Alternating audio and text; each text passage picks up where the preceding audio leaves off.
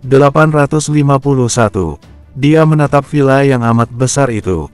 Seraya menghayal siapa lagi lah yang mau sawer channel YouTube ini ya. Biar aman paket internet mimin, hehehe. Padahal bangunan ini hanya sebuah villa, tapi besarnya hampir seperti sebuah kastil istana. Kota yang ada di satelit ini sebenarnya tidak memiliki banyak bangunan. Nona Kat berjalan ke arah pintu. Setelah pelayan yang bertugas menjaga pintu itu melihat kedatangan Nona Kat, dia segera berseru, "Apa ini benar-benar nyonya?"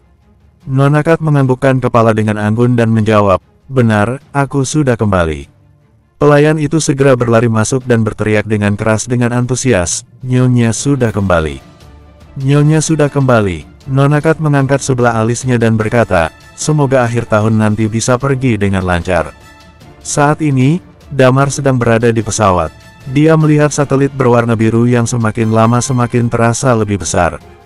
Dia merasa, satelit ini sangat mirip dengan bumi. Satelit ini juga didominasi oleh laut.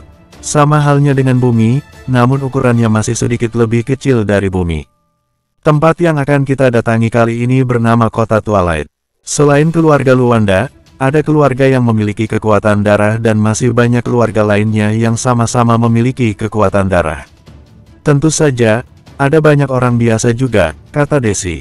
Orang biasa, tanya Damar. Apa tidak perlu memiliki kekuatan tertentu untuk dapat tinggal di satelit ini? Desi menggelengkan kepalanya, kami juga butuh makan dan lain sebagainya. Soal pekerjaan rumah kami serahkan pada orang biasa. Kebanyakan orang biasa yang ada di sini bekerja jadi budak kami. Budak, Damar sedikit tidak biasa dengan penyebutan kata budak ini. Ada apa? Sepertinya kamu tidak nyaman dengar kata budak. Tanya Desi. Damar tidak menjawab. Desi memiringkan kepalanya dan bertanya lagi, wajahmu terlihat asing, rasanya aku baru pertama melihat di Eternal Planet. Ah, tapi normal sih, Eternal Planet kan memang sering didatangi orang-orang dari planet lain. Kalau kamu tidak mau membahasnya aku juga tidak masalah. Kita sudah hampir sampai di tempat tujuan kita, kata Desi sambil kembali melihat ke arah depan. Saat ini, pesawat terus terbang rendah.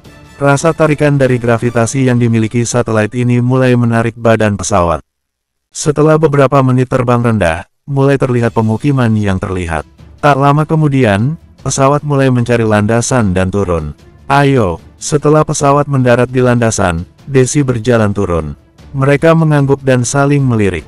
Mereka semua terlihat berhati-hati. Mereka mengikuti Desi dan berjalan keluar. Pesawat mereka mendarat di stasiun pesawat terdekat. Orang-orang yang berada di stasiun ini terlihat datang dan pergi. Penduduk di sini berbeda dengan orang di Eternal Planet yang akan langsung hormat semua apabila ada orang dari satelit datang. Di sini mereka biasa saja. Di satelit ini, orang-orang juga memandang kelas sosial seseorang, tapi sepertinya kebanyakan dari mereka berada di kelas sosial yang sama. Hal ini karena di sini kelas sosial hanya dibagi menjadi dua, budak dan bangsawan. Sama halnya dengan Eternal Planet, tapi di sini kelas budak lebih tinggi daripada orang low class. Mereka berjalan keluar dari stasiun pesawat. Kak, tiba-tiba terdengar seseorang bertubuh buntal menghampiri mereka dan berkata, akhirnya kamu kembali. Alih-alih melihat pria bertubuh buntal itu, Desi malah melihat seorang pria yang ada di sebelahnya. Damar juga sama, dia memperhatikan pria itu dengan saksama. Bukan karena apa-apa, hal ini karena pakaian pria itu yang terkesan nyentrik. Baju berwarna merah yang sedikit longgar dengan memperlihatkan tato tengkorak di bagian dadanya. Berbeda saat pertama ke Eternal Planet yang tidak tahu apa-apa, kali ini Damar sedikit banyak telah bertanya soal satelit ini dan 8 kekuatan utama. Misalnya, orang-orang yang terkenal kuno atau tertua adalah keluarga Luanda. Soal 8 kekuatan utama, Damar masih belum begitu paham. Tapi untuk kekuatan darah, mereka adalah salah satu bagian dari 8 kekuatan utama. Di dalam klan mereka juga masih ada cabang-cabang lagi. Pria berbadan tinggi ini memiliki hidung mancung yang terlihat seperti burung beo, tentunya sangat tampan. Kulitnya putih pucat, kalau di bumi dia terlihat seperti orang barat. Dia adalah orang dari kekuatan darah di kota Twilight, namanya Seth Leon. Hati-hati padanya, kalau bisa hindari berinteraksi dengannya. Dia orang berdarah dingin yang akan senang menebas leher musuhnya. Tentu saja, Damar tidak akan berinteraksi dengan Seth. Damar saja berdiri di belakang Desi sambil menatap ke arah Seth. Mereka berdua hanya saling memandang tanpa berbicara. Pada saat ini, Seth muncul dan berkata, "Des, kita sudah setahun lebih tidak bertemu. Aku sangat merindukanmu. Aku tidak perlu itu." Desi menjawab dengan wajah tak tertarik. Lalu dia kembali melihat pria gendut dan berkata, "Kenapa kamu bawa orang ini? Aku kan sudah bilang, tidak perlu dijemput." Pria gemuk itu tersenyum, "Rencananya aku akan pergi ke Bloody Fight bersama Kak Seth. Tapi aku baru ingat kalau kakak hari ini kembali. Jadi, aku kesini sekalian mau menjemputmu." Pria gendut itu melihat Talia dan Lilia. Sesekali dia mengedipkan matanya dengan genit, "Kak, apa kamu sengaja membawa mereka untukku?" Damar hanya bisa menggertakkan giginya, menahan marah.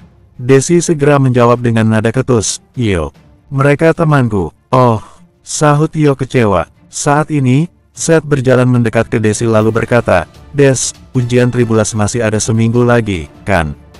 Kita bisa ikut, aku sendiri sudah punya 2 orang di timku." Mereka berdua berasal dari klan kekuatan darah. Salah satu dari mereka hampir mendekati Undying Flame.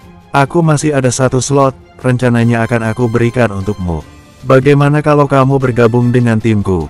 Bukankah aku sudah bilang akan mencari orang-orang dan membentuk tim sendiri?" kata Desi sambil melipat tangannya di dada. "Aku tidak menginginkan slot yang sengaja kamu kosongkan itu. Dan lagi, Seth, jangan ganggu aku lagi." "Mencari orang sendiri," Seth menjawab dengan nada kesal. "Aku tahu kamu ingin membuat tetua terkesan, tapi sulit menemukan ahli bela diri di bawah usia 30 tahun. Kombinasi timku ini sudah sangat sempurna, ada half Undying Flame, ada yang hampir mendekati Undying Flame. Aku yakin akan masuk 10 besar." Setelah mengatakan hal itu, Seth memberi jeda lalu melihat Damar dan yang lainnya sambil tersenyum meremehkan, "Jangan bilang orang-orang timmu itu, mereka bertiga." Desi menjawab sambil mengangkat dagunya dengan berani, "Iya, kenapa? Kamu membawa mereka dari Eternal Planet?" tanya Seth masih dengan senyum meremehkan. "Apa mereka half Undying Flame? Kamu mau membentuk tim dengan orang-orang yang baru half Undying Flame?" "Iya, yakin kamu bisa. Apa kamu akan sampai 10 besar?" Bersambung 852. Seth memandang remeh Damar dan yang lainnya. Di sebelah Seth, Yo juga terlihat tidak puas dengan pilihan Desi. "Kak, kenapa kamu mau memiliki tim yang isinya baru half Undying semua? Katanya kamu ingin kuat dan duduk di posisi atas keluarga kita. Jangan bilang kamu ingin setim dengan mereka untuk mencapai tujuanmu itu. Kak, sepertinya kamu tidak akan bisa." "Sudahlah, kamu tidak usah ikut campur. Ini urusanku," kata Desi. "Kamu tidak akan bisa sampai masuk 10 besar, percaya ucapanku," kata Seth sambil melirik sinis Damar. Bagaimanapun juga, Seth sudah memilih orang terbaik untuk masuk ke dalam timnya. Dia merasa Damar dan yang lainnya tidak hebat dan memiliki kekuatan yang kuat. "Seth, mau aku masuk 10 besar atau tidak, itu semua tidak ada hubungannya denganmu," kata Desi. Setelah berbicara, dia menatap Yo dan berkata, "Aku akan memberimu pelajaran saat aku kembali nanti." Setelah mengatakan itu, Desi berjalan melewati Yo dan Seth dengan percaya diri.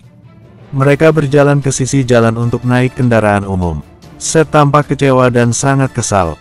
Setelah menyetop sebuah maglev car, mereka berempat masuk ke maglev car itu. Sopirnya tampak ketakutan saat melihat pakaian yang dikenakan Desi. Tapi dia berusaha menyembunyikan itu dan mencoba untuk tidak terlihat panik. Desi segera memberikan alamat dan mobil pun melaju mengikuti arahan peta. Mereka berkendara kurang lebih selama 20 menit. Mereka berhenti di sebuah bangunan besar yang ada di pinggiran kota. Hamparan rumput hijau terlihat sejauh mata memandang. Damar melihat keluar jendela dan melihat bangunan besar itu tampak mirip seperti villa megah. Setelah Desi memberikan uang kepada sopir beserta sedikit tip, dia berkata pada Damar, "Ini adalah lahan pertanian milikku. Farmhouse ini juga milikku, kalian bisa tinggal di sini." Farmhouse. Damar melirik dengan heran. Bangunan sebesar ini disebut farmhouse. Bukannya ini lebih mirip villa kelas 1 kalau di bumi? Memang di area sekitar rumah ini ada beberapa perkebunan. Maka dari itu, rumah ini disebut farmhouse. "Iya, kalian akan tinggal di sini. Ada banyak budak yang bekerja denganku. Mereka akan melayani kalian, ayo masuk, aku kenalkan pada mereka," kata Desi.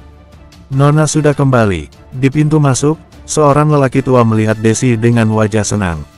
"Iya, aku sudah kembali. Bedros, kumpulkan semua orang. Aku ingin mengumumkan sesuatu," kata Desi. Bedros mengangguk dan segera pergi. Desi berjalan memasuki lantai pertama. Ada ruang tamu seperti aula mewah yang sangat besar. Saat mereka masuk, Desi berkata, "Buka tirainya." Setelah itu, para budak membuka tirai-tirai panjang yang menutupi jendela. Seluruh ruangan langsung disinai cahaya matahari. Pantulan cahaya yang terkena lantai marmer dan perabotan emas terlihat berkilauan. Desi membawa Damar dan yang lainnya ke lantai 2. Setelah menunjukkan kamar dan membaginya, Desi kembali mengajak mereka turun. Saat ini, 20-an orang sudah berkumpul di aula yang besar itu. Mereka berbaris dengan tertib, ada pria dan wanita, tua dan muda. Usia paling muda dari budak ini ada yang baru berusia 7 atau 8 tahunan. "Nona," mereka memberi hormat begitu melihat Desi menuruni tangga. Desi mengangguk dan berkata, "Aku mengumpulkan kalian di sini untuk mengumumkan sesuatu. Mereka ini temanku, mereka akan tinggal di sini beberapa hari atau minggu ke depan. Kalian harus melayani mereka, mulai dari makan dan kebutuhan mereka." Para budak itu melihat Damar dan yang lainnya sambil memberi salam hormat, "Selamat datang." Damar merasakan sesuatu yang aneh, tapi dia hanya diam berdiri di samping Desi. "Pengumumannya hanya itu, ayo semuanya kembali ke pekerjaan kalian," kata Desi. "Baik," jawab para budak bersamaan. Setelah mereka pergi, Desi berkata pada Damar dan yang lainnya, "Kalau begitu aku pergi dulu ya, kalau ada waktu, aku akan datang berkunjung. Karena aku pergi cukup lama, banyak hal yang harus aku urus. Oh iya, kalau kalian ingin pergi kemana, entah jalan-jalan atau apa, hubungi aku. Nanti aku suruh orang untuk menemani dan mengantar kalian." "Santai saja," jawab Damar, "kamu pasti sibuk. Kami bisa menunggu di sini saja sampai ujian tribulasi."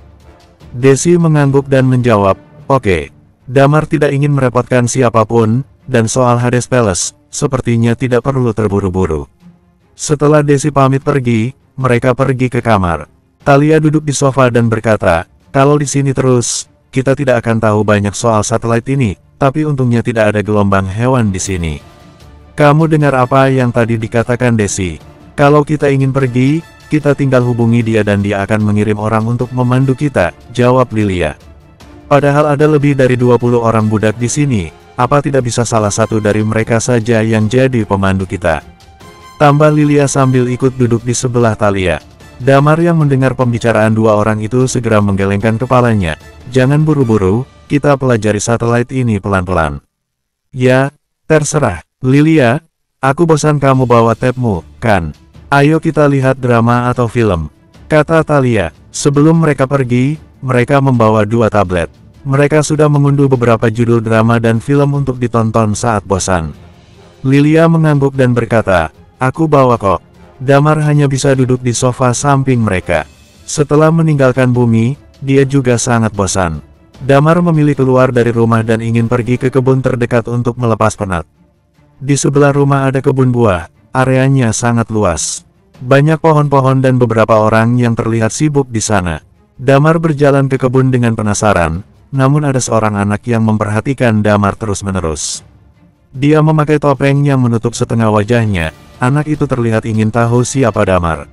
Saat Damar balik melihat anak itu, dia berlari ketakutan. Damar tertawa, "Tuan, apa Anda ingin sesuatu?" Saat ini, seorang wanita tampak membungkuk dan bertanya pada Damar. "Ah, tidak, aku hanya ingin jalan-jalan saja ke kebun." "Teruskan pekerjaanmu," kata Damar sambil tersenyum. "Kalau begitu akan saya antar melihat-lihat," tawar wanita itu masih dengan membungkuk. Damar tidak menjawab, dia hanya mengangguk mengiyakan tawaran budak wanita itu. "Tuan, silakan sebelah sini," wanita itu menunjukkan jalan pada Damar.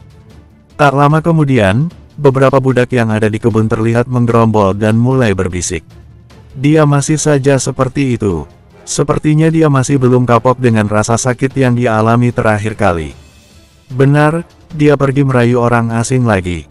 Pasti dia sudah gila. Yah, mau bagaimana lagi? Berbeda dengan kita yang akan berada di sini selamanya, putranya baru berusia 8 tahun. Sepertinya dia ingin memberi putranya masa depan yang lebih layak. Pembicaraan antar budak yang sedang bergosip itu terdengar sampai ke telinga Damar. Bersambung, 853. Damar mengangkat sebelah alisnya saat mendengar pembicaraan mereka. Damar jadi sedikit tahu kenapa Desi menyuruh mereka menghubunginya kalau ingin keluar dan akan mengirimkan orang. Mungkin budak-budak ini tidak bisa meninggalkan pekerjaan mereka dengan leluasa. Dengan senyum tulus dan penuh semangat, wanita itu memperkenalkan setiap sudut pada Damar. Mulutnya tidak pernah berhenti tersenyum dan menjelaskan setiap sudut dengan ramah. Wanita ini terlihat sama dengan pembicaraan para budak tadi. Dia terkesan seperti ingin membuat kesan yang baik pada Damar. Dia terlihat ingin akrab dengan Damar. Damar selesai berkeliling di area perkebunan. Sekarang mereka hendak keluar. Wanita itu menunjuk ke arah depan sambil berkata, area depan diperuntukkan khusus untuk menanam sayuran. Lalu ada juga peternakan kuda. Kalau Anda mau pergi menunggang kuda, saya bisa antarkan ke sana. Damar tidak menjawab tawaran wanita itu dan malah bertanya, ngomong-ngomong, apa kamu tidak bisa pergi dari sini? Wanita itu tampak terkejut, tapi dia segera mengangguk sambil tersenyum kecut. Kami semua adalah budak, kami lahir sebagai budak. Tanpa izin dari bangsawan yang mempekerjakan kami, mustahil untuk pergi. Kalau aku ingin pergi dari sini, aku harus meminta Nona memberiku sertifikat. Kalau tidak, aku akan kesulitan bekerja di tempat lain. Dan kalau ada budak yang tidak bisa menunjukkan sertifikat saat ada pengecekan, kami dianggap sebagai budak yang melarikan diri dan bisa dihukum mati. Damar tertegun sejenak. Dia tidak pernah menyangka kalau kehidupan dunia ini ternyata sangat keras. Budak sama sekali tidak memiliki hak asasi yang setara layaknya manusia di bumi. Apalagi budak di pertanian ini, mereka harus bekerja selamanya sampai ajal menjemput. Damar mengerutkan dahinya, padahal teknologi berkembang sangat pesat daripada di bumi. Tapi peradabannya masih sama seperti zaman dinasti kuno. Apa kamu ingin anakmu pergi dari sini? Tanya Damar. Wanita itu tampak melihat Damar dengan rasa haru. Matanya berkaca-kaca, tapi dia menahan air matanya agar tidak terjatuh. Dia mengangguk sambil berkata, saya sudah berada di sini sepanjang hidup saya. Meskipun kota sebelah sangat dekat, tapi saya tidak pernah ke sana. Keluar saja tidak bisa sembarangan. Walaupun mustahil, tapi saya tidak pernah berhenti berharap, semoga anak saya bisa keluar dari sini. Semoga ada orang yang bersedia membawanya untuk melihat dunia luar walaupun hanya sekadar jalan-jalan. Apakah ini keinginan yang mustahil? Tidak, ini seharusnya jadi salah satu dari sejuta harapan manusia di bumi.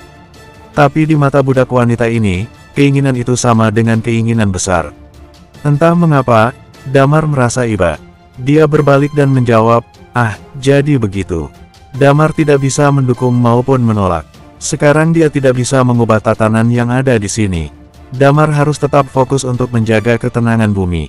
Melihat Damar hanya menjawab sekenanya, wanita itu terlihat putus asa. Dia kembali menyingkirkan rasa kecewanya dan tersenyum menunjukkan setiap tempat yang ada di sana.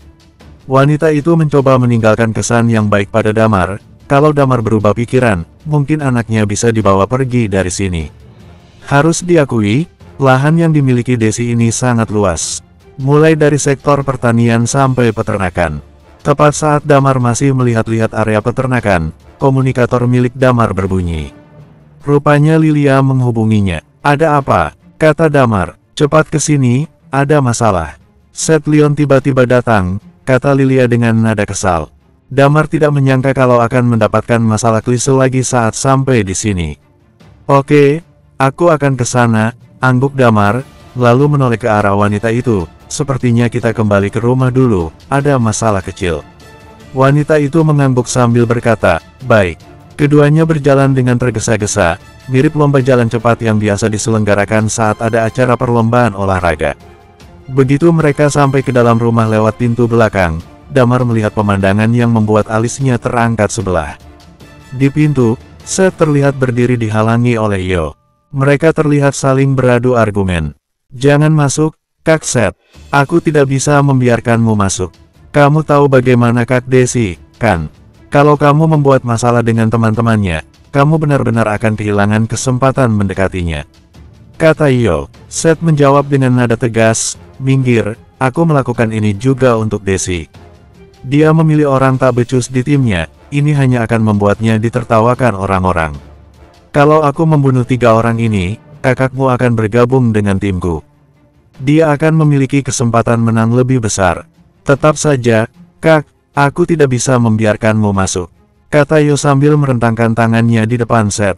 Yo, Kamu mau aku pukul juga? Seth tampak sudah kehilangan kesabarannya. Seth terlihat mengeluarkan energi chi sejatinya dan mengangkat tubuh Yo lalu memindahkannya ke samping dan langsung berjalan masuk ke dalam rumah. Di pintu kamar, Thalia dan Lilia tampak mengintip dari sana. Damar menghampiri mereka lalu bertanya, "Apa yang terjadi?" "Aku tidak tahu," jawab Thalia. "Kami nonton drama di sini, tiba-tiba ada suara berisik. Seperti orang sedang adu mulut, ternyata di bawah ada orang itu. Kami sudah menghubungi Desi, tapi dia tidak bisa ke sini. Katanya ada urusan keluarga yang tidak bisa ditinggal, tapi dia sudah mengirim orang." Selama Thalia menjelaskan bagaimana situasinya, Seth sudah berhasil melewati Yo.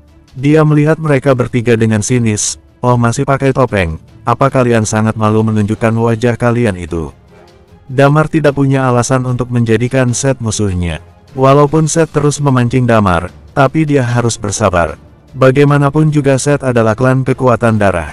Damar sedikit membungkukkan badannya dan berkata, "Ini sudah menjadi kebiasaan kami, saya harap Anda bisa memakluminya." Dimanapun, Damar harus sopan. Seth sama sekali tidak menyukai Damar.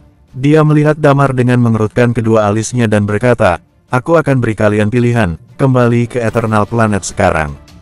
Memang kamu luar biasa di sana, di bawah 30 tahun sudah mencapai Half Undying Flame. Tapi di sini, kalian biasa saja.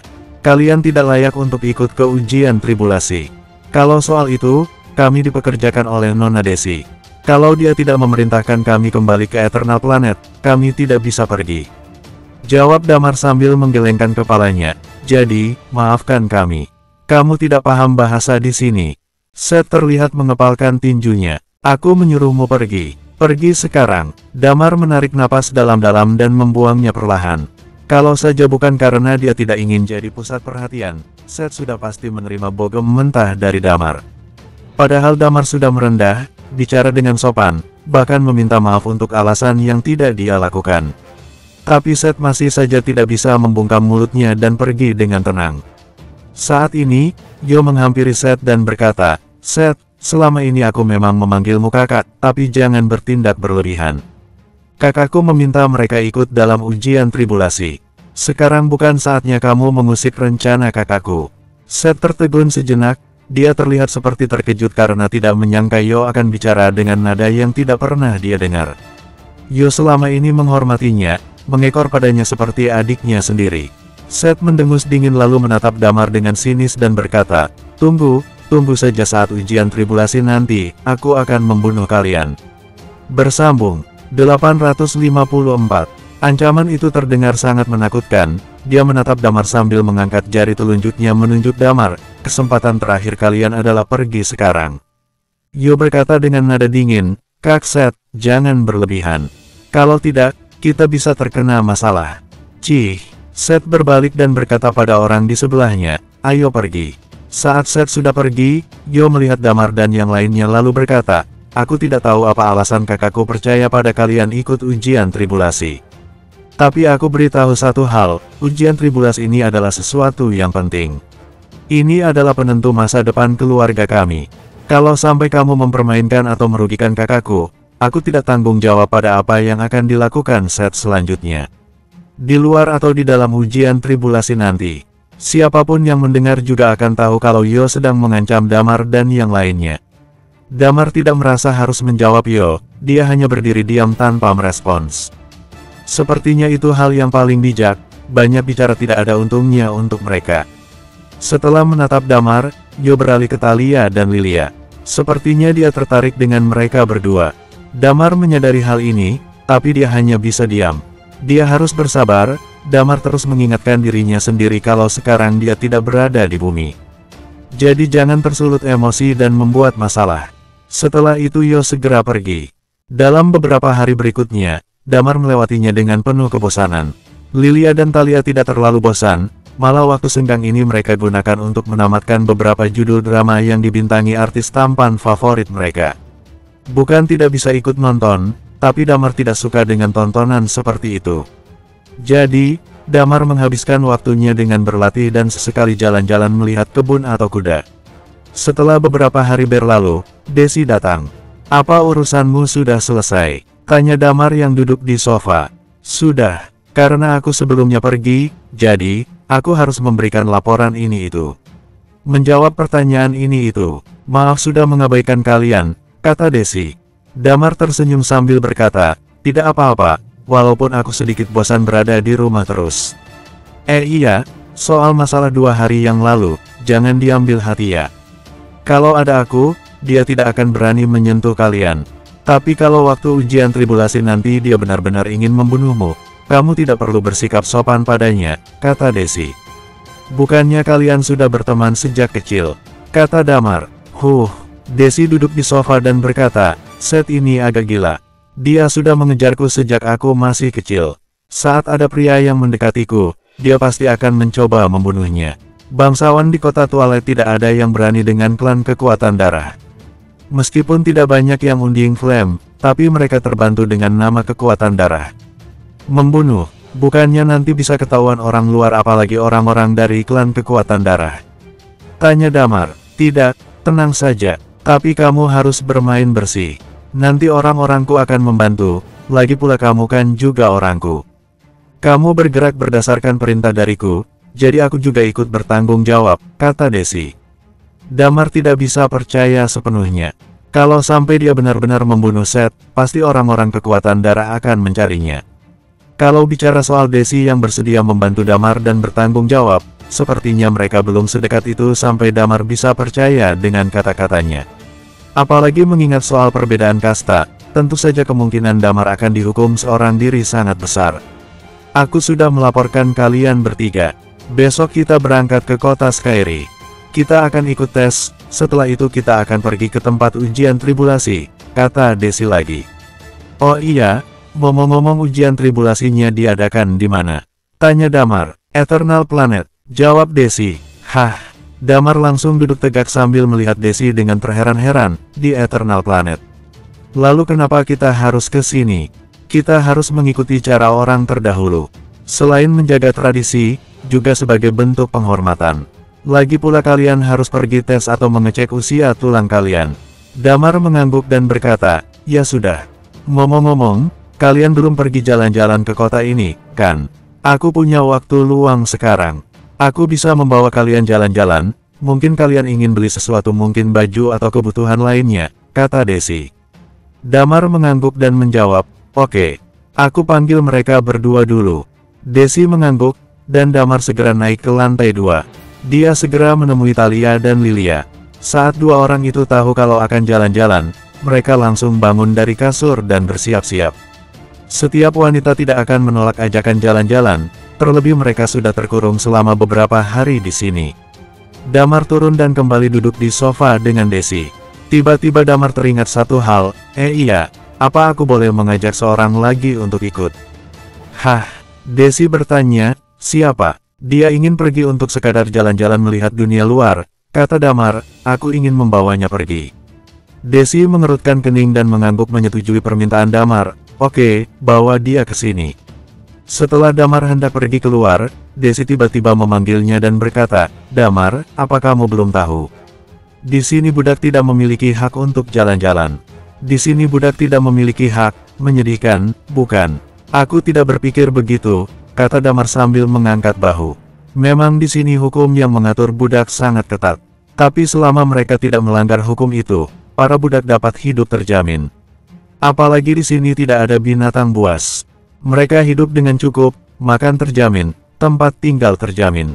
Tidak hidup dalam was-was akan serangan gelombang binatang. Jelas Desi, hukum itu ditetapkan untuk memudahkan pengelolaan dan mengatur budak agar patuh. Dalam hal ini, Damar tidak bisa ikut campur atau melakukan apapun. Memang terdengar sangat tidak manusiawi, apalagi di zaman yang sudah modern begini. Tapi sekali lagi, Damar tidak bisa ikut campur. Dia hanya ingin menjalankan misi dengan tenang dan kembali ke bumi membawa hasil.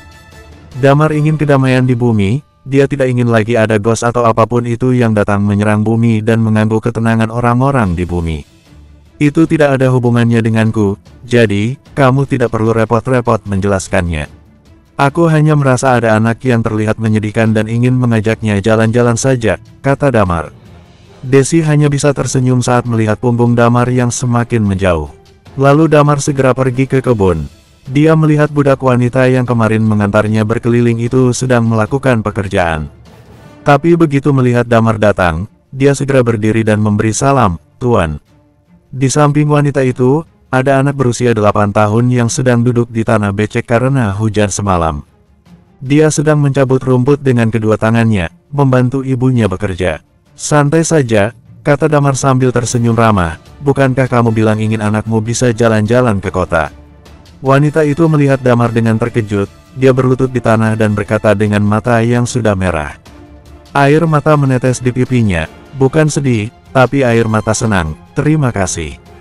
"Terima kasih banyak, Tuan." Bersambung 855. Damar buru-buru melangkah maju dan membantu wanita itu berdiri. "Ini hanya hasil dari betapa kerasnya kamu berusaha, jangan terlalu berterima kasih." "Nino, cepat bilang terima kasih pada Tuan," kata wanita itu. Anak laki-laki itu bernama Nino. Dia lahir di pertanian ini. Ayahnya harus mati karena tidak sengaja mengotori pakaian dari bangsawan yang sedang bertamu. Dia akhirnya dihukum pukul sampai mati. Walaupun Nino tidak tahu apa yang terjadi, dia tetap mematuhi ibunya tanpa banyak bertanya. Dia segera berdiri lalu membungkuk dengan hormat, "Terima kasih, Tuan." Damar berbalik lalu menepuk pundak Nino, "Santai saja. Sekarang, cepat pergi ganti baju." "Baik, aku akan memandikan Nino dulu lalu mengganti pakaiannya," kata wanita itu yang terlihat menyeka air matanya. "Apa itu terlalu lama, Tuan?" "Jangan khawatir soal itu, silakan bersihkan saja Nino," jawab Damar. Wanita itu memandang Damar dengan rasa penuh terima kasih.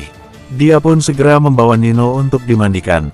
Padahal hal yang dilakukan Damar sangat simpel dan sepele. Tapi entah mengapa dia merasa senang dan lega. Hanya berkeliling kota yang jaraknya tidak terlalu jauh, siapa yang tahu kalau hal sederhana seperti itu menjadi impian seseorang. Dunia ini sangat sulit untuk Damar pahami. Damar sedang memikirkan satu hal. Kalau bumi akhirnya mengikuti ide dari Dr. T, apa masa depan bumi mungkin saja tidak jauh beda seperti di sini? Atau seperti di Eternal Planet? Damar menggelengkan kepalanya, dia tidak dapat membayangkan betapa sengsaranya rakyat kecil yang harus hidup di bawah perintah Dr. T. Damar pun kembali ke rumah. Meskipun Damar menyuruh wanita itu untuk santai, tapi dia memandikan Nino dengan cepat. Tak butuh waktu lama sejak Damar kembali, wanita itu sudah membawa Nino yang pipinya bersih dari noda lumpur yang menempel. Dia terlihat persis seperti anak laki-laki di bumi yang harusnya sedang menikmati dunianya. Desi melihat Nino, dia mengerutkan keningnya tapi tidak mengatakan apa-apa. Damar berjalan ke arah Nino dan berkata, "Ayo pergi, Nino, kakak akan membawamu jalan-jalan di kota. Nanti kita beli makanan yang enak, oke?" Nino terlihat sedikit bingung saat Damar mengulurkan tangannya. Walaupun masih ada keraguan dan rasa takut, Nino segera meraih tangan Damar sambil menelan ludah. Wajah ibu Nino berubah drastis, dia takut Damar akan marah pada kelancangan putranya. Maklum, budak tidak boleh berjarak 1 meter kecuali ada keperluan. Dan sekarang, Nino sedang menggandeng tangan Damar. Ibu Nino senang karena keinginannya terkabul, tapi dia juga takut. Lebih tepatnya trauma dengan perlakuan bangsawan selama ini. Dia takut apa yang menimpa suaminya akan terulang pada anaknya. Damar tersenyum pada ibu Nino sambil menganggukkan kepala, mencoba membuatnya yakin dan tenang. "Ayo kita pergi," kata Damar dengan nada riang. Nino mengangguk sopan lalu mengikuti langkah kaki Damar keluar. Walaupun Damar tidak bisa mengubah hukum soal budak dan bangsawan, setidaknya Damar bisa menyenangkan hati Nino. Padahal, kalau Damar bicara dan meminta Desi untuk membebaskan Nino dan ibunya dari sini, kemungkinan besar Desi akan menyetujuinya. Tapi setelah pembebasan itu, apa yang akan mereka lakukan untuk menyambung hidup? Di satelit ini, sangat sulit bertahan hidup kalau tidak memiliki bangsawan untuk mengabdi. Kalau mereka di Eternal Planet, kemungkinan mereka masih bisa jadi orang low class dan hidup di pinggiran atau di hutan. Tapi di sini tidak mungkin, kalau keluar dan tidak lulus tes yang dibuat bangsawan lain lalu tidak memiliki sertifikat, sudah pasti akan menjadi budak buangan yang tidak bernilai. Jadi mereka berdua lebih baik tinggal di sini. Seperti yang dikatakan Desi, setidaknya budak tidak perlu memikirkan makanan dan tempat tinggal. Melihat Damar yang semakin menjauh, Desi segera berdiri dan berkata pada Lilia serta Thalia, "Ayo kita juga pergi." Mereka tidak terlalu jauh dari pusat kota. Jaraknya hanya beberapa kilometer. Seperti biasa, mereka naik maglev car. Tak butuh waktu lama, mereka mulai memasuki area kota. Tidak ada tembok penjaga atau pelindung di kota ini, jadi orang-orang bisa bebas keluar masuk. Bangunannya juga cenderung lebih rendah. Tidak ada bangunan tinggi menjulang seperti Menara Eiffel dan sebagainya. Desi memperkenalkan setiap tempat yang mereka lewati. Bangunan-bangunan yang mewah biasanya rumah-rumah dari bangsawan. Pengaturan tempat tinggal juga sangat unik. Bangsawan akan tinggal di sini, sedangkan para budak akan tinggal di daerah pinggiran dengan pekerjaan mereka. Ada banyak toko di kota, seperti toko buku, perusahaan, bengkel maglev car, dan sebagainya. Ada juga area food street yang dibangun oleh keluarga Luanda. Damar membawa yang lainnya untuk turun dan makan food street. Karena ada Desi, jadi mereka semua bebas mengambil apapun dan gratis. Nino makan dengan lahap sampai perutnya buncit. Setelah mengetahui kalau Damar dan yang lainnya sangat santai, bahkan cenderung tidak memperlakukannya sebagai budak, Nino mulai menunjukkan semangat. 2 jam telah berlalu, tak terasa mereka sudah membeli beberapa barang dan mengisi perut sampai kenyang. Damar merasa lelah, tapi 3 wanita dan Nino masih semangat. Ayo kita pergi ke toko pakaian di sana, kata Desi. Ada banyak model baju yang cantik-cantik. Oke, kata Talia dan Lilia bersamaan. Damar menjawab dengan nada sangat capek, aku sudah tidak kuat, aku akan tunggu kalian di toko buku saja. Silakan belanja sampai puas ya para wanita. Oke, Talia segera menggandeng Nino dan berkata, Nino, aku akan membawamu ke sana. Ayo kita beli baju yang bagus. Nino menatap Damar dengan ragu. Dia merasa harus mendapatkan izin Damar karena dia diajak oleh Damar. Pergilah, kata Damar yang paham maksud tatapan Nino. Desi berjalan ke toko buku. Saat ini, pemilik toko buku itu langsung berdiri dan berkata, Nona Desi, apa yang Anda cari? Saya akan segera mencarinya dan mengirim ke rumah Anda. Dia ingin baca dan beli beberapa buku, mungkin. Dia temanku, dia dari Eternal Planet. Tidak ada pengenal bangsawan. Kalau kamu memperlakukannya seperti budak aku, teman Anda akan jadi kehormatan saya. Saya akan menjamunya dengan ramah dan baik. Kata pemilik toko itu sudah paham. Sebenarnya, Damar sudah memperhatikan hal ini sejak mereka datang ke satelit. Di satelit Eno, banyak orang memiliki beberapa tanda di dada mereka. Tanda ini memiliki fungsi yang sama dengan kartu nomor seri.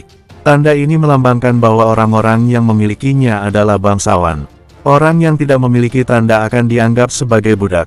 Setelah Desi memberi sepatah dua patah ancaman, dia segera pergi bersama yang lain meninggalkan toko buku. Pemilik toko buku itu memandang Damar dan berkata dengan sangat sopan, kalau boleh tahu, buku apa yang Anda cari? Ah, aku hanya ingin melihat-lihat dulu, kata Damar sambil tersenyum. Kalau begitu, silakan. Kalau Anda ingin mencari sesuatu, katakan saja pada saya, jawab pemilik toko buku itu. Damar mengangguk dan mulai masuk ke dalam. Ada banyak rak buku di dalam, bahan dasar yang digunakan kertas di sini juga berbeda. Kalau dipegang terasa lebih kuat, tak gampang sobek. Buku yang ada sangat lengkap, mulai dari buku pendidikan sampai teknologi. Damar berjalan-jalan, matanya tiba-tiba berhenti pada rak buku bertuliskan buku sejarah tidak resmi di barisan rak kedua dari bawah. Di rak buku itu, ada buku bertuliskan rahasia zaman abadi. Buku itu seperti berseri, totalnya ada 7 yang masing-masing bukunya memiliki halaman cukup banyak. Terlihat dari betapa tebalnya buku itu. Damar mengeluarkan buku pertama dari rak. Kemudian dia membuka halaman pertama dan langsung membuka matanya lebar-lebar. Di halaman pertama, ada gambar pesawat luar angkasa yang sangat besar. 2 kata terukir di pesawat itu. Hades Palace. Damar jadi teringat cerita Vivi sebelumnya. Bukankah ini sama persis dengan apa yang dia ceritakan waktu pergi ke perpustakaan di kediaman Axel 10 tahun lalu? Damar menelan ludahnya, jantungnya berdetak dengan kencang saat dia hendak membuka halaman selanjutnya. Ada judul di atas gambar pesawat itu. Legenda Hades Palace. Sementara Damar sibuk di kota Twilight. Keadaan saat ini di Eternal Planet, lebih tepatnya kota Phoenix. Di sebuah kamar, Guntur dan Dewan sedang berdiri di pintu sambil melihat ke dalam ruangan dari waktu ke waktu. Di dalam, ada lebih dari 20 orang dengan bagas yang bicara tanpa henti. Guntur mengepal tinjunya dengan kesal, sial, mungkin dia ini dulu ikut MLM. Bersambung, 856. Bagas dan yang lainnya datang ke daerah Tandus di hari yang sama. Mereka tidak memerlukan pendaftaran untuk memasuki daerah Tandus. Selain karena tempat ini hanyalah tempat orang-orang low class, 4 keluarga juga tidak peduli dengan tempat yang terlampau kumuh. Setelah Bagas dan yang lainnya datang, hal pertama yang mereka lakukan adalah mencari tempat tinggal. Lalu Bagas berinisiatif melakukan sesuatu. Awalnya, dia menghubungi Dava. Bagas meminta Dava mencari beberapa orang untuk mendengarkannya. Orang-orang di daerah Tandus seperti ini tidak tahu apa-apa soal yang mereka dengarkan. Jadi, kebanyakan dari mereka memilih pergi sebelum Bagas selesai. Mereka lebih memilih untuk pergi ke ladang. Belum lagi mereka harus memberi makan ternak. Jadi Bagas memiliki trik. Dia akan memberi 200.000 mutiara emas kepada mereka yang bersedia datang ke kuliah dadakan yang dibuatnya. Siapa yang tidak mau uang? Tentu saja tidak ada, terlebih orang-orang di daerah Tandus ini. Beberapa mutiara emas harus mereka dapatkan dengan kerja banting tulang. Kuota yang bisa ikut dibatasi, maksimal 25 orang saja. Orang-orangnya pun hanya mereka yang dibawa oleh Dava. Tidak bisa sembarangan. Selain karena Bagas masih belum mengenal jelas keadaan daerah Tandus ini, mereka juga harus waspada barangkali ada informan atau orang high class yang datang untuk mengambil makanan. Kemudian, 25 orang pun berhasil terkumpul. Kelas Bagas penuh. Bagas memberikan kuliah, dan mereka yang ikut untuk sementara tidak diperbolehkan mengatakan hal ini pada orang lain. Bagas ingin mengenal pasar dulu sebelum umpan-umpan ini memancing ikan yang lain untuk bergabung dengannya. 4 keluarga besar dan pasukan pertahanan kota mengabaikan tempat kumuh seperti ini. Setiap tahun saat tiba waktu panen, mereka akan datang untuk mengumpulkan beberapa makanan dan buah-buahan yang sudah ditanam orang-orang di sini. Selain itu, hidup dan mati penduduk di sini tidak berharga sama sekali. Bagas di sini untuk mencuci otak mereka. Dia melakukannya dengan percaya diri. Berdiri di depan dan berbicara dengan lantang. Kalau sampai hal ini terdengar oleh 4 keluarga, sudah pasti mereka akan mengirim orang dan menangkap Bagas dan yang lainnya. Hukuman gantung sepertinya akan mereka dapatkan. Di dalam ruangan, Bagas memakai pakaian yang sangat formal. Bahasa yang digunakannya pun juga tertata dengan rapi. Dia mirip seperti sales yang sedang menawarkan barang pada ibu-ibu kompleks yang sedang berkumpul. Sangat bersemangat, berbicara tanpa jeda dengan hanya sesekali menarik napas. Di bawah, orang-orang duduk melantai. Mereka datang pun sebenarnya karena diiming-imingi imbalan. Tapi begitu mendengar setiap kata yang dilontarkan Bagas, mereka menjadi bersemangat. Bagas melihat semua orang dan berkata dengan keras, apakah terlahir sebagai manusia miskin adalah hal yang dapat kita pilih? Apa karena kita miskin kita harus diam saja menerima ketidakadilan selamanya? Apa tidak ada harapan untuk kita? Apa kita harus hidup seperti anjing jalanan? Aku tahu bagaimana kecewanya kalian. Kalian harus menerima aturan mereka. Kita hanya bisa patuh, nasib kita sebagai orang low class amatlah hina. Tapi aku harap kalian semua bisa mengubah pikiran itu mulai sekarang. Kita harus menjalani hidup dengan penuh semangat. Dulu, ada seorang lelaki miskin yang gigih. Dia terus berlatih sampai akhirnya mampu mencapai tingkat dewa. Tak butuh waktu lama, dia akhirnya mampu memiliki kekuatan Half Undying Flame. Tapi karena masalah kelas, lagi-lagi dia harus hidup dengan tidak adil. Kenapa? Kenapa kita harus merasakan ketidakadilan itu? Aku tahu semua orang hanya menerima nasib mereka, tapi aku berdiri di sini akan mengatakan, aku akan mengubah nasibku. Menurutku, high class atau low class, kita semua memiliki hak yang sama. Kita semua memiliki kewajiban yang sama. Tapi kenapa kita harus hidup di bawah kaki mereka? Bagas mengatakan hal itu dengan berapi-api. Sikap 25 orang yang datang mendengarkan hal ini pun berubah drastis. Awalnya mereka datang dengan wajah lesu dan berjalan membungkuk. Sekarang, mereka duduk tegak sambil mengepalkan tangan mereka. Mereka tidak ingin menerima nasib begitu saja, tapi apa yang akan berubah? Bagas kembali melanjutkan, aku tahu. Kalian semua takut dengan kekuatan yang mereka miliki. Tapi, air setetes saja bisa melubangi batu yang sangat keras. Cepat atau lambat, kita pasti bisa menerobos batasan dengan 4 keluarga itu. Setelah mengatakan hal itu, dia kembali berteriak, kalau kalian paham, tepuk tangan. Dava terus bertepuk tangan, matanya tampak berapi-api. Baru kali ini dia merasakan dadanya sesak. Selama ini memang mereka merasa tidak adil, Tapi karena harus tinggal dengan peraturan sampah ini, mereka terbiasa diinjak-injak dan tidak merasa hidup mereka berarti. Di luar, Dewan sedang berdiri di sana bersama Guntur. Wah gila, aku yang keras kepala saja ingin ikut tepuk tangan. Aku yakin, 100% yakin dia dulu pasti ikut MLM.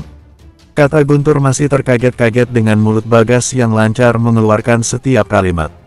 Soal rencana Bagas, menurutmu apa ada kemungkinan untuk berhasil? Tanya Dewan. Guntur mengangkat bahunya dan berkata, ini terlalu sulit. Perbedaan level karena kelas sosial di dunia ini terlalu kuat. Sangat sulit dan pasti akan memakan waktu. Tapi kalau mereka tahu kita memiliki kekuatan di atas tingkat dewa, mungkin situasinya berbeda. Kenapa kita tidak ikut berteriak dan tepuk tangan? Pasti akan ada lebih banyak orang yang ikut. Kita juga bisa turun ke jalanan dan menawarkan pertemuan ini. Pasti akan ada banyak orang low class yang bersedia untuk ikut. Kata Dewan. Hei, jangan terbawa suasana. Kata Guntur. Kebanyakan dari mereka hanya memiliki kekuatan di bawah tingkat dewa, sedangkan kita tidak memiliki kekuatan penuh tanpa tim kita. Saat 4 keluarga tahu, kerugian hanya akan menimpa kita. Belum lagi kita harus mengorbankan nyawa orang low class. Jumlah kita terlalu kecil. Benar, kata Dewan. Aku terbawa suasana yang diciptakan Bagas. Tapi pasti ada hasilnya walau sedikit. Orang-orang ini sudah hidup menderita sejak lama. Bagas sekarang hanya berperan sebagai korek api dan menyulut semangat orang-orang ini. Kalau membicarakan soal bagaimana hasil dari kegiatan ini, masih sangat sulit diterka. Aku masih bingung harus mulai dari mana. Kata Guntur panjang lebar. Di dalam ruangan, Bagas masih terus berbicara dengan lantang dan berapi-api. Sebuah toko buku di kota Twilight. Damar sedang membuka buku tebal dan mulai membacanya sedikit demi sedikit. Legenda Hades Palace. Menurut legenda, sebelum zaman keabadian, ada sebuah kelompok yang menakutkan. Mereka sangat kuat dan tak terhitung jumlahnya. Tempat yang mereka singgahi pasti akan tunduk. Mereka menguasai Eternal Planet, dan semua orang dapat mereka taklukkan. Mereka membuat mesin yang sangat besar. Pesawat itu dinamai Hades Palace. Pesawat yang mampu membawa mereka menaklukkan seluruh alam semesta. Mereka adalah penguasa dari Eternal Planet. Mereka juga disebut sebagai bajak laut galaksi. Pemimpin dari Hades Palace bernama Sun. Setiap posisi memiliki penanggung jawab sendiri. Mulai dari bertanggung jawab pada harta hingga bertanggung jawab untuk membunuh. Bersambung. 857. Penguasa Hades Palace bernama Sun. Ada 10 palace yang dipimpin orang-orang dan memiliki tugas masing-masing, atau biasa disebut 10 kuil neraka Yama. Ada yang bertanggung jawab dalam hal kekuatan, membunuh, kekayaan, ada yang bertanggung jawab mengatur hukum juga. Mereka memerintah Eternal Planet dan banyak planet lainnya. Mereka terbang untuk menaklukkan seluruh alam semester dan membawa pulang kemenangan. Nama Hades Palace sangat terkenal dulu di seluruh galaksi. Namun, pesawat mereka mengalami kerusakan parah. Tidak ada pertempuran yang terjadi. Menurut legenda, ada seseorang yang menghancurkan pesawat super besar Hades Palace. Dalam legenda juga menjelaskan kalau Sun dibunuh dengan cara dipenggal kepalanya. Tidak ada orang yang selamat, termasuk 10 orang lainnya. Di halaman selanjutnya, ada gambar pesawat luar angkasa yang terbelah di bagian tengahnya. Hades Palace lengser, muncullah 8 kekuatan utama. Tatanan yang berhasil disatukan oleh Hades Palace jadi berantakan. 8 kekuatan utama membangun tatanan baru dan menetapkan hukum baru. Hades Palace menjadi sesuatu yang tabu untuk diucapkan. Bahkan 8 kekuatan utama melarang siapapun menyebutkan kata Hades Palace. Siapapun yang berani menyebut 2 kata itu, mereka akan dibunuh. Ada rumor yang mengatakan kalau orang-orang Hades Palace tidak sepenuhnya menghilang. Mereka hanya bersembunyi dan berbaur, dan mereka akan kembali suatu hari nanti. Semakin Damar membaca setiap kata yang tertulis di buku itu, informasi yang dia dapatkan kian berkembang. Jadi hukum dan aturan yang ada di sini maupun Eternal Planet dibuat oleh 8 kekuatan utama. Tapi hal ini masih belum 100% benar. Damar berganti bab, kali ini dia membaca bab mengenai struktur dari Hades Palace. Raja Hades Palace. Sun sudah menjadi jenius sejak dia masih kecil. Dia terlahir di keluarga biasa di Eternal Planet. Dia sangat bebas dan penuh semangat.